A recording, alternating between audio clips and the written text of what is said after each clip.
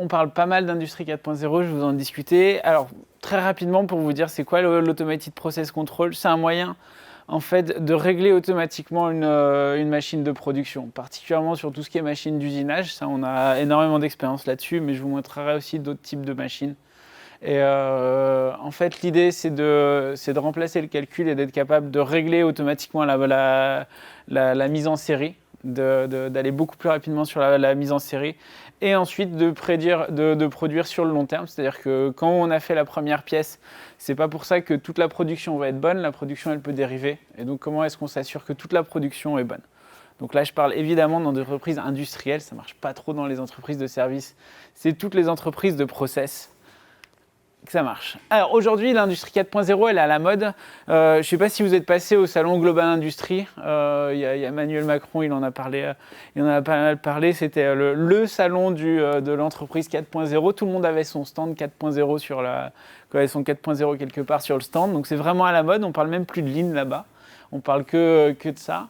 Donc il y a plein de choses qui arrivent là-dedans. Le problème, alors ça c'est un problème que j'ai eu chez des clients, c'est qu'en fait, ils ne savent pas quel est l'objectif. C'est-à-dire que typiquement, j'ai eu un client qui est venu « Bonjour, je suis responsable 4.0 de mon entreprise. » Alors, très bien, enchanté. Et j'aimerais juste un système qui récupère toutes mes datas. Pour en faire quoi? J'en sais rien.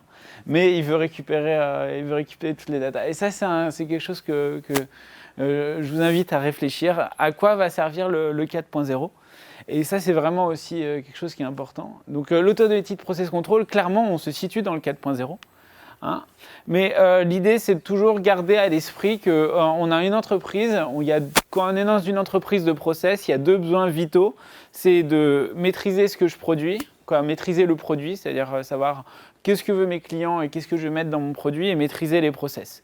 Et nous, on s'inscrit vraiment dans la maîtrise des process et tout ce qu'on doit mettre en place dans le Lean ou dans l'industrie 4.0, ça doit répondre à ces deux objectifs. Voilà, alors comment ça fonctionne? C'est très simple, c'est qu'aujourd'hui, pour régler une machine, il y a un cycle de réglage.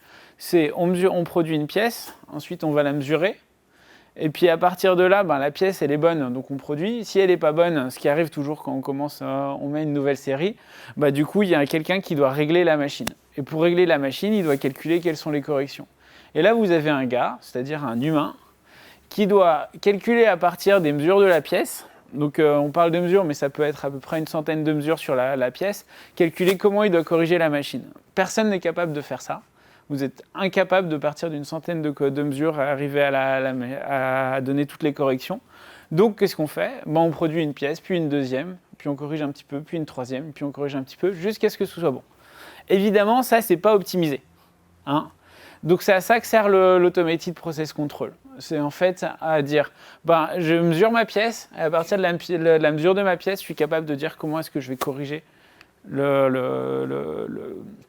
je vais corriger ma machine. Donc comment ça marche? Je vais vous montrer un exemple d'usinage parce que je peux vous montrer d'autres types d'exemples sur du soudage laser, etc. Mais vous comprendrez un peu moins de comment ça marche. Donc on va rester sur du basique, sur de l'usinage. On a une pièce, sur cette pièce on a 3 mesures, on doit maîtriser ces 3 longueurs, d'accord, A, B, C. Et donc pour maîtriser ces 3 longueurs, ce qu'on peut faire, c'est qu'on peut bouger ici cette surface-là, on a un outil qui peut aller plus ou moins profond, on a un autre outil qui peut aller plus ou moins profond ici, et puis on a un autre outil qui peut aller plus ou moins profond là, d'accord? Et puis allez, petit jeu, je vous laisse jouer un peu. On a mesuré la pièce comme ça, qu'est-ce que je dois faire comme correction?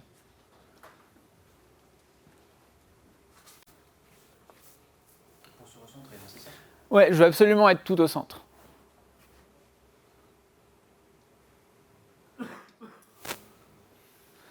Allez, quelqu'un qui a une réponse?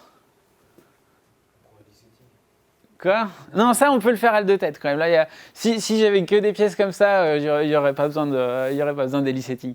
Les gens ils seraient capables de le faire. Non, c'est pas si compliqué que ça en fait. On va dire, j'ai l'outil 3, je vais le recentrer, je vais bouger, hop. Donc si je recentre ça, je mets moins 2 dixièmes. Mais c'est là où ça devient difficile. C'est que si vous mettez l'outil là, vous faites 2 dixièmes, cette cote-là, 3,9, elle va passer à 3,7. Donc il faut mettre 3 dixièmes là. Et puis si vous mettez 3 dixièmes là, cette cote qui était bonne, elle va passer à 2,7. Donc, il faut mettre 3 dixièmes là. Et en fait, ça, c'est ce qui arrive dans tous nos process. C'est que c'est pas comme ce qu'on apprend dans les livres quand on fait de la MSP, où je suis gentiment une carte de contrôle. Dès que ça dérive, je dois corriger. Parce que si vous corrigez un truc, en fait, il y a tout votre process qui va être impacté. Et c'est pour ça que vous avez besoin de quelqu'un qui reste derrière. Sinon, ça fait longtemps qu'on aurait mis une boucle de rétroaction automatique. D'accord? Et donc, en fait, ça, on ne sait pas faire. Donc, ce que l'Automated Process Control qu'on propose de faire, c'est de faire l'inverse. C'est de dire, quand je pars des mesures pour aller aux corrections, c'est compliqué. Je vais faire l'inverse. Je vais passer des corrections pour aller aux mesures. C'est-à-dire que si je bouge cet outil-là, je vais faire moins profond. Si je le bouge de plus 1, en fait, la règle, c'est si je le bouge de plus 1, qu'est-ce qui se passe? Je vois qu'il n'y a que la cote B qui va être impactée et la cote B va diminuer. Donc, je dis B diminue. Je fais la même chose avec l'outil 2. L'outil 2, qu'est-ce qu'il fait? Il augmente B et diminue C.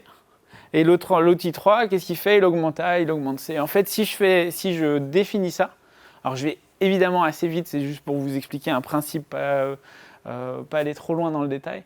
Mais si on arrive juste à construire en fait quel est l'impact de ces correcteurs, en fait, après ça, on a des algorithmes qui savent passer de ça à la mesure. Quand c'est plus compliqué que ça, je vous ai dit, on fait des fois avec du soudage laser, avec d'autres trucs, c'est pas aussi automatique que dans de l'usinage, donc on passe par un plan d'expérience et on est capable de corriger des machines, même un peu plus complexes que ça. C'est super simple, une fois qu'on l'a fait, il suffit de mettre les mesures et puis ça donne toutes les corrections. Et ça, je vous montrerai une pièce sur laquelle on a fait qui est assez sympathique. Et c'est assez impressionnant de savoir que ça donne les corrections directes du premier coup. L'objectif, c'est ça, c'est qu'on n'ait plus de cycle de réglage, mais juste un cycle. Juste un processus, c'est-à-dire on fait une pièce et derrière on sait que la machine est réglée, ce qui permet pour les responsables de prod de prédire combien de temps ils vont mettre pour mettre en prod. Donc les gains, c'est je sais centrer toutes mes codes, j'améliore ma qualité et je réduis mon temps de réglage. D'accord? Je vous montre quelques exemples de mise en application. Donc comme je vous ai dit, là où on l'a fait, en principe, le départ c'était de l'usinage. Ça, c'est un carter de boîte à outils, de boîte de vitesse. Si vous avez une Audi, vous avez ça. C'est plutôt les Q7 ou les Q5, etc. C'est assez complexe. Là-dessus, on avait 65 cotes SPC, il y avait plus de 400 cotes à maîtriser. Et du coup, on l'a mis en application. Avant, ils mettaient 2 jours pour régler la pièce. Maintenant, ils mettent 1 heure. Donc, c'est vraiment des très gros gains. Ils utilisent le pilotage 2 fois par équipe. Et depuis, en fait, ils n'ont plus aucune pièce non conforme. Alors qu'avant, en fait, ils avaient un taux de défaut. Et pourquoi ils nous ont appelés pour venir? C'est que c'était grave. Le client voulait changer de fournisseur. Donc, depuis, ils l'ont gardé. Ça, c'est un autre exemple. C'est toujours de l'usinage, mais de l'usinage un petit peu plus difficile. Parce que, alors ça a l'air plus simple, c'est des forêts. Donc vous dites, un forêt c'est super simple, il y a 3 caractéristiques à faire. En fait, j'ai appris que c'était super compliqué à réaliser. Pourquoi? Parce qu'en fait, il n'y a aucune cote qui est droite. C'est-à-dire que si vous regardez, en fait, il n'y a aucun truc qui est droit. Et si vous faites une correction, en fait, il n'y a rien qui fait de 1 pour 1. C'est-à-dire que quand vous voulez corriger de 1 dixième, faut que le correcteur, vous lui mettez 5 centièmes ou 6 et demi. C'est ultra compliqué. Donc là, on est passé par de la simulation. On a appliqué l'e-setting là-dessus. Et depuis, donc là, les résultats ont été impressionnants parce que les gens ne nous croyaient pas au départ. Ils nous ont dit, non, notre process il est trop complexe, vous n'y irez jamais arriver. Depuis, en fait, on a divisé le nombre de pièces de réglage par 2. On a divisé le taux de rebut par 3. Et depuis, toutes les codes sont centrées. Et alors que même les opérateurs, après qu'ils l'utilisaient, ils disaient non, ça ne gagne rien. On est allé, on a mesuré et on a montré qu'il y avait des gains qui étaient assez impressionnants. Et enfin, l'autre exemple, c'est sur une chips une puce électronique. C'est pour la placer. En fait, ce qui est la problématique, c'est qu'en fait, là, ici, les pattes, elles ne sont pas toutes en droite.